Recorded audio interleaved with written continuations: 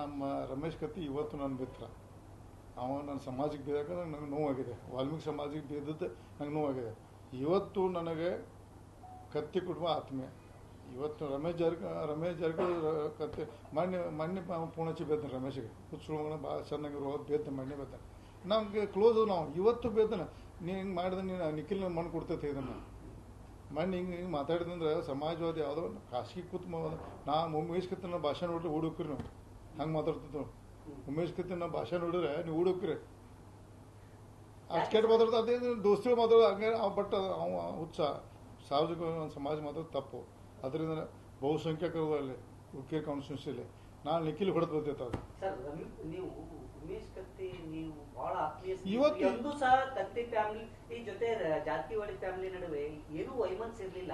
ಇದನ್ನ ಯಾರು ಸೃಷ್ಟಿ ಮಾಡ್ತಾ ಇದ್ದಾರೆ? ಈಗೂ ಇಲ್ಲ ಸ್ವಾಮಿ. ಈಗಲೂ ನೋಡ್ರಿ ಅದು ಅದಕ್ಕೆ ಉದ್ದೇಶಕ್ಕೆ ನಾವು ಉದ್ದೇಶಕ್ಕೆ ಎಲೆಕ್ಷನ್ ಬೇಡ ತಂದಿದ್ದೆ. ನಾ ಮಾತ್ರ ಬೇಡ ಎಲೆಕ್ಷನ್ ಬಿಟ್ಬಿಡ್ರಿ. ಪಾಪ ರಮೇಶ್ ಕತ್ತಿ ನಮಗೆ ಫೋನ್ ಮಾಡಿ ನಾನು ಸ್ವತಃ ನನಗೆ ಫೋನ್ ಮಾಡಿದ್ದ ರಮೇಶ ಅದು ಯಾಕೆ ಅದು ಕೇಳಿದ್ರು ಏನಾದ್ರು ಗೊತ್ತಿಲ್ಲ ನನಗೆ ಡೀಟೇಲ್ ಮಾಹಿತಿ ಇಲ್ಲ. ಫಾರಿನ್ಗೆ ಹೋಗಿದ್ದೆ ನಾವು ಒಂದು 1.5 ತಿಂಗಳು ಫಾರಿನ್ಗೆ ಹೋಗಿದ್ದು ನಂಗೆ ಗೊತ್ತಿಲ್ಲ ಅದನ್ನು. ಬಟ್ ಇವತ್ತು ನಿಮ್ಮ ಮಾಧ್ಯಮ ಮುಖಾಂತರ ರಮೇಶ್ ಕತ್ತಿರಿಗೆ ಹೇಳ್ತೀನಿ ನಾನು, ದಯವಿಟ್ಟು ಆ ಚುನಾವಣೆ ಬಚ್ಚಲಾಗಿ ಮೇನಾಡೋದು ಅದು ಸಮುದ್ರ ಮೇನಾಡ್ದಂಗೆಲ್ಲ ಅದನ್ನೇನು ಹಿಂಗೆ ಮಾತಾಡೋರೆ ನಿಮಗೆ ಮುಂದಿನ ಚುನಾವಣೆ ಭಾಳ ಹೊಡೆದು ಬರ್ತೈತಿ. ಯಾಕೆ ಒಂದು ಸಮಾಜ ಮೇಲೆ MLA ಸಾಧ್ಯ ಇಲ್ಲ. ಎಲ್ಲ ಜನರಲ್ ಎಲೆಕ್ಷನ್